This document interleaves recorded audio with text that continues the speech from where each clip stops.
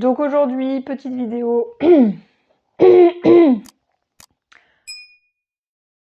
Bonjour et bienvenue dans cette nouvelle vidéo, j'espère que vous allez bien, moi ça va et aujourd'hui, grosse vidéo sérieuse, j'ai décidé de faire un petit peu du contenu recherché, j'ai essayé en tout cas de me pencher sur au moins une petite trame, donc aujourd'hui on va parler de Jujutsu Kaisen et alors attendez, je me suis obligée à regarder une de mes anciennes vidéos, la toute première que j'ai fait sur Jujutsu Kaisen, avec notamment le fait que c'était un coup de cœur et que ouais, j'étais trop contente d'avoir commencé un shonen, que...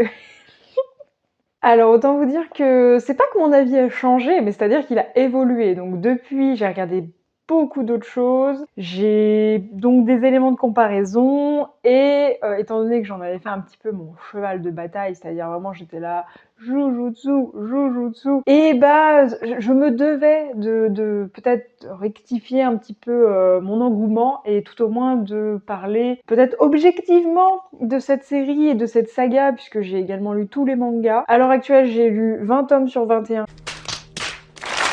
Les 21 sont sortis en France, il est derrière moi, là il attend, il est juste là, mais je suis un petit peu dans le déni. Aujourd'hui on va parler de Jujutsu Kaisen, j'ai hâte, et cette vidéo se fera en 2 temps, parce que j'ai beaucoup de points à aborder avec vous. Ça me permettra aussi de discuter dans les commentaires, mais oui, ce sera 2 temps de vidéo, et j'espère que ça vous plaira. Et normalement j'ai un nouveau générique, donc je vous laisse avec ce petit nouveau générique, qui j'espère sera pas trop mal. On va repartir sur Jujutsu Kaisen, j'ai hâte, restez avec moi et abonnez-vous.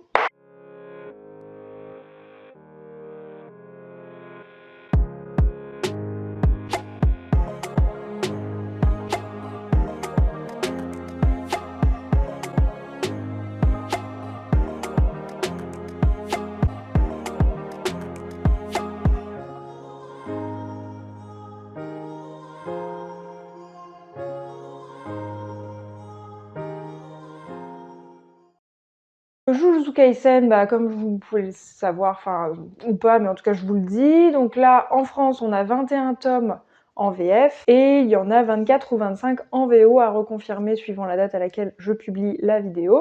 Cet animé, en tout cas, fait grand bruit. Dès qu'il y a des nouveaux épisodes, on en parle. Dès qu'il y a des nouvelles annonces, on en parle. En particulier grâce au studio MAPPA qui s'en occupe. Le studio MAPPA, il a aussi fait l'Attaque des Titans, enfin en tout cas les dernières saisons. Il a également fait Chainsaw Man, qui est du coup une série que j'ai abandonné, mais j'y reviendrai dans une prochaine vidéo. Et notamment, là, il a fait grand bruit parce que l'opening de Chainsaw Man a gagné un disque d'or aux États-Unis, truc qui n'est jamais arrivé. Le studio MAPPA, c'est le studio auquel tout le monde parle, tout le monde pense. Dès qu'il y a grosse production, il y a studio MAPPA derrière. En majorité, hein, je dis ça, voilà. Donc Jujutsu vogue hop sur toute cette célébrité et bénéficie donc de coups de projecteur, ce qui fait aussi que les mangas se vendent bien. Je pense qu'ils se vendent moins bien. J'ai constaté que par exemple les éditions collector, les éditions prestige, qui je dois vous avouer, moi je sature, genre il y en a un par tome maintenant. Ces collectors là ne se vendent plus très bien. Là ça va faire 1 mois que le collector du tome 21 est sorti. Concrètement je suis allée à la Fnac il y a pas longtemps et ils en avaient toujours 2 ou 3 en rayon, ce qui est énorme. Je pense que déjà les gens ont un peu moins de sous à mettre là-dedans et que en fait le côté collector ou prestige, quand il y en a un à chaque numéro, je vois pas trop l'intérêt. Ça donne un peu moins de collector et de prestige selon moi. Mais enfin bon, les éditeurs ont compris, il faut faire de l'argent dessus tant que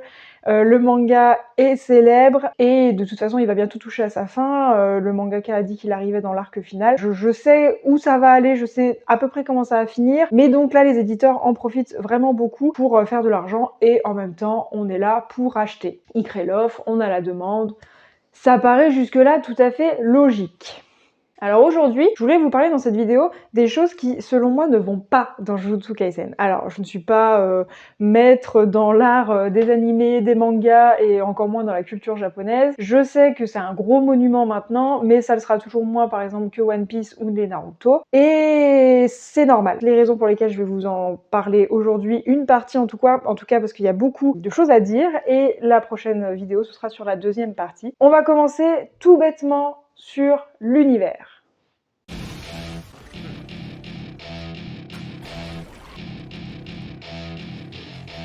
Donc l'univers, pourquoi? Parce que, donc vous savez, c'est les fléaux, ces sortes de monstres qui sont générés par les humains, par leurs angoisses, par les terreurs. Et il y a aussi les maîtres des fléaux, qui les dirigent, ceux qui les commandent, ceux qui les créent. On a aussi donc les exorcistes qui, eux, tuent les fléaux et les maîtres des fléaux. On a donc nos personnages type Yuji, Megumi, qui sont dans les écoles. Donc eux deviendront des exorcistes, sont censés avoir des développements de personnages, tout ça. L'univers, on va dire, il pourrait se résumer à ça, mais en fait, le mangaka, pour moi, n'a pas assez creusé beaucoup de questions qui restent sans réponse. Pourquoi il y a des maîtres des fléaux? Pourquoi c'est maintenant? Pourquoi les exorcistes? En fait, je comprends la partie, oui, il faut laisser l'imaginaire et l'imagination au public, mais parmi tous les autres points que je vais aborder, pour moi, c'est plutôt de la négligence, et ça se constate notamment, pour ceux qui ont lu les mangas, à toutes les pages intermédiaires des chapitres où le mangaka explique des choses qu'il n'a pas expliquées dans son manga, et qui donc, selon moi, devraient être expliquées. S'il en parle entre les chapitres, c'est que c'est pour lui important, qu'on lui a peut-être fait des remarques, et qu'il faut en parler. Sauf que si c'est mis entre des chapitres, pour quelqu'un qui a la flemme ou qui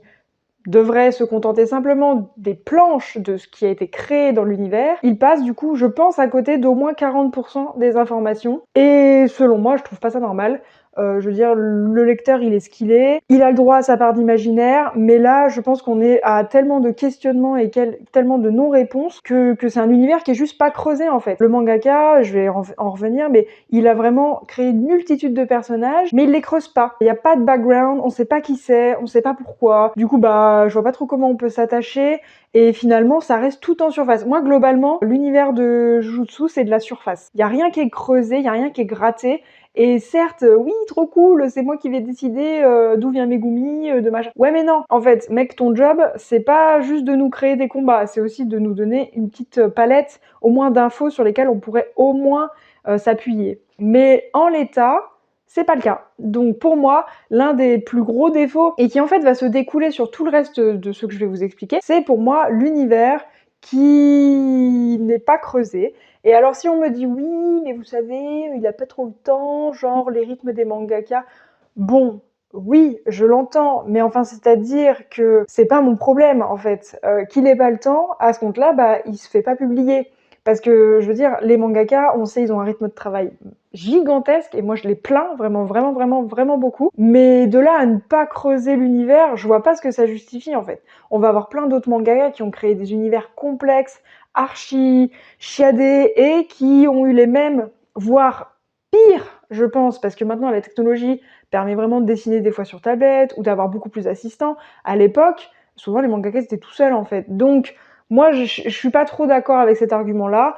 Et si j'en suis venue à faire des vidéos sur ce thème-là, c'est parce que vraiment ça m'a gênée dans la lecture. Et là, en regardant l'animé, je constate que c'est un petit peu le même défaut, même si MAPPA ont essayé vraiment de combler les zones d'ombre avec une voix off qui permet d'expliquer plus ou moins ce qui est en surface. Mais pareil, je me dis, une voix off, s'il y a une voix off, c'est que c'est pas expliqué, non, c'est que ça va pas. Je trouve que l'univers de base, il est trop, pour moi, superficiel, et ça aurait manqué de creuser un tout petit peu.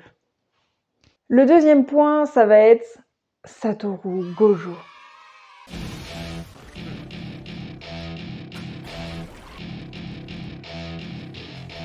Et oui, en fait, ça dépend très beaucoup du premier point que j'ai abordé dans la vidéo, puisque pour moi, Gojo, il souffre du syndrome des personnages surpuissants. On ne comprend pas ses pouvoirs. Vraiment, hein, je suis allée voir sur internet, j'ai constaté le nombre de groupes de fans qui se disent en fait, j'ai pas bien compris là le pouvoir de Gojo, son sixième œil, tous ses sens, machin, son bandeau, tout ça. Et en fait, c'est pas drôle, parce que finalement, on a un personnage surpuissant qui est sur le devant de la scène, qui est même au devant de Yuji, donc le personnage principal. C'est vraiment le personnage charismatique, le personnage que tout le monde adore, et c'est le personnage qui, pour moi, est l'un des moins bien développés, parce qu'en fait, tout est centré à la fois sur lui, et à la fois pas du tout, parce que on n'explique pas vraiment d'où il vient. Si, il est de la famille Gojo, d'accord, ouais, oh, super, Gojo il s'appelle Gojo, il est de la famille Gojo, super. Et notamment, tout autour de ses pouvoirs, ça m'a vachement agacée. Bah pareil, dans les mangas en fait, il y a eu plusieurs tomes où le mangaka, entre les chapitres, mais quand je dis plusieurs tomes, c'était 3 ou 4 tomes, où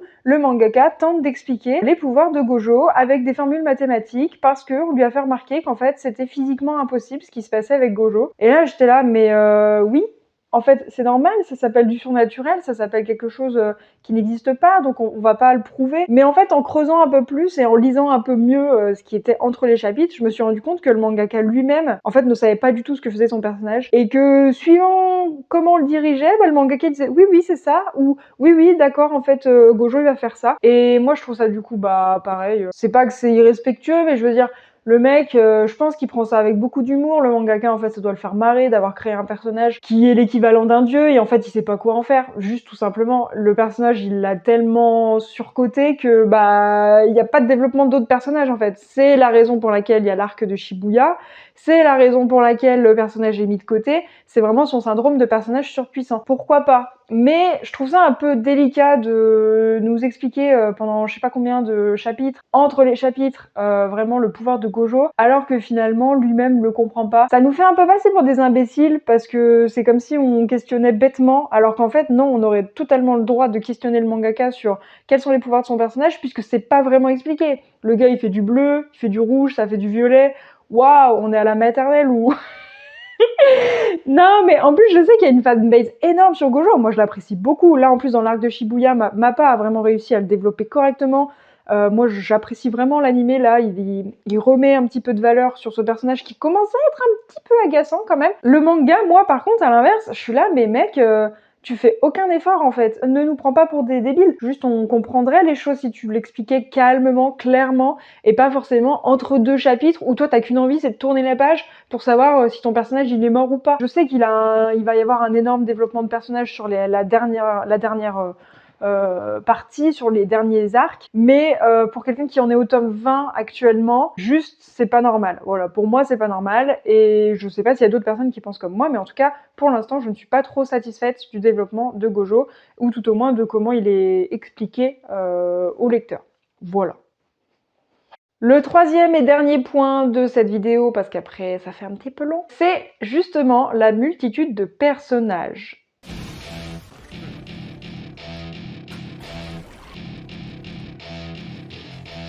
Et là, j'insisterai sur la multitude de personnages ridicules que le mangaka nous offre, particulièrement à partir des derniers tomes là qui sont sortis. C'est un chouïa du spoil, mais vous inquiétez pas, vous allez vous en remettre. Dans l'arc de la traque meurtrière, il y a vraiment un personnage qui transforme ses cheveux en aile d'avion et il vole. Voilà. Ah, j'ai envie de crever!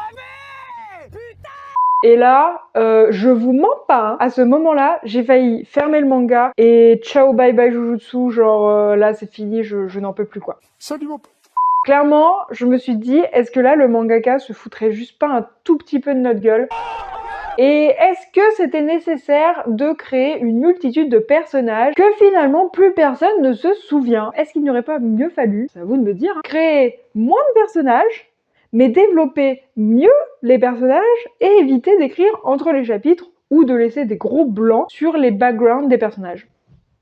À vous de me dire ce que vous en pensez. Moi, en tout cas, vraiment, le mec avec ses cheveux d'aile d'avion, ça m'a tué. Voilà, je me suis dit, non mais là vraiment, on atteint le bout du bout du bout. De l'humour, peut-être que c'est de l'humour, je ne sais pas. Mais là, vraiment, moi, ça m'a pas fait rire du tout. Et là, j'ai vraiment, je vous mens pas, j'étais là devant mon bouquin, en mode... Est-ce que c'est normal? Moi, c'est ma question. Est-ce que c'est normal que une lectrice qui a vraiment envie, qui apprécie l'univers, qui le défend? Parce que combien de fois j'ai partagé sur les réseaux, combien de fois j'ai fait des vidéos en mode Jujutsu, c'est trop ma vie, j'aime trop. Combien de fois j'ai dit ça? Et est-ce que c'est normal que au tome 20, j'ai juste envie de le balancer au feu, le tome, alors que clairement, il y a tellement de trucs qui sont prometteurs. Sukuna, Megumi, tout ça, c'est hyper prometteur. Mais qu'est-ce qu'on s'embrouille avec des gars qui ont des cheveux en forme d'aile d'avion, quoi. Sérieux, c'est... S'il vous plaît? Oui?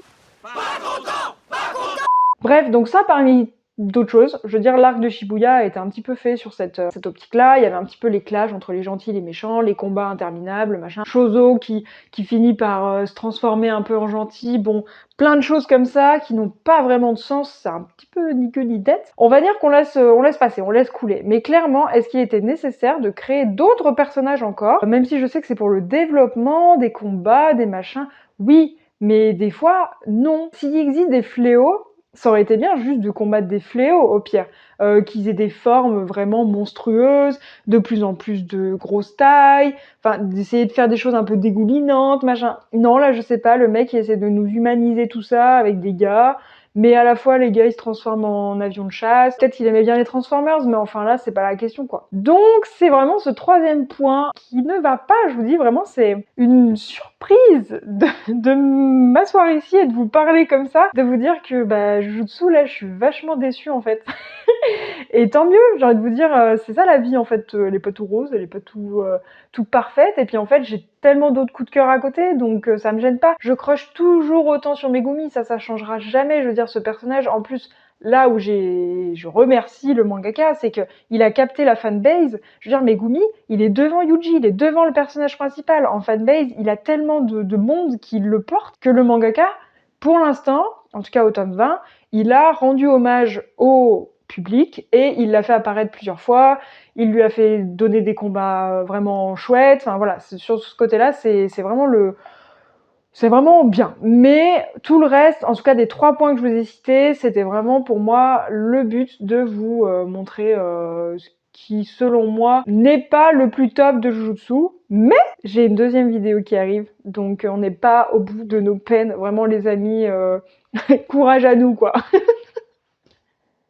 Et donc voilà, j'ai fait les 3 premiers points. Donc cet univers qui est trop grand, je pense, pas assez expliqué. Satoru Gojo qui est pareil, trop grand, pas assez expliqué. Et cette multitude de personnages ridicules qui, pareil, rejoint en fait le premier point. L'univers est trop grand, pas assez expliqué. On a essayé de fourrer plein de peut-être de choses qui font plaisir au mangaka, c'est très bien. Mais derrière, ça donne un petit peu de côté ridicule. Et je pense que c'est aussi pour ça que le manga et l'animé, mais particulièrement le manga, en fait, ne restera pas dans les annales. Et dans une dizaine d'années, une vingtaine d'années, on n'en parlera plus autant qu'on peut actuellement parler de Naruto, des One Piece, voilà. Moi, je pense que c'est une série qui a fait un buzz à l'heure actuelle, parce que ça faisait longtemps qu'on n'avait pas vu du shonen à ce niveau en termes de communication, en termes de tout ce qui va être promotion, en termes de passion pour les gens. Enfin voilà, il y a vraiment une communauté autour de Jujutsu qui s'est créée, mais à l'inverse, je crois qu'on est un peu